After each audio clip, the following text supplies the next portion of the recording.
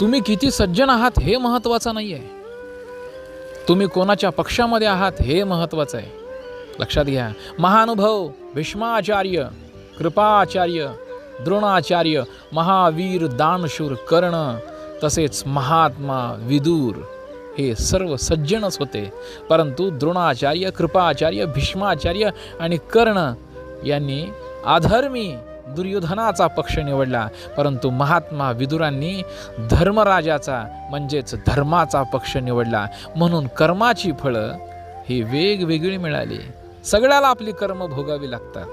कर्म कोणाला चुकलेलं नाही आहे. परंतु तुम्ही सज्जन असून उपयोग नाही. तुम्ही कोणाचा पक्ष घेता, सत्याच्या बाजूचा घेता का असत्याच्या बाजूचा घेता, न्याय करणाऱ्याचा घेता का अन्याय करणाऱ्याचा घेता, याच्यावर तुमची कर्माची फळं, तुमच्या कर्माची गती अवलंबून असते. म्हणून सत्याचा पक्ष निवडा.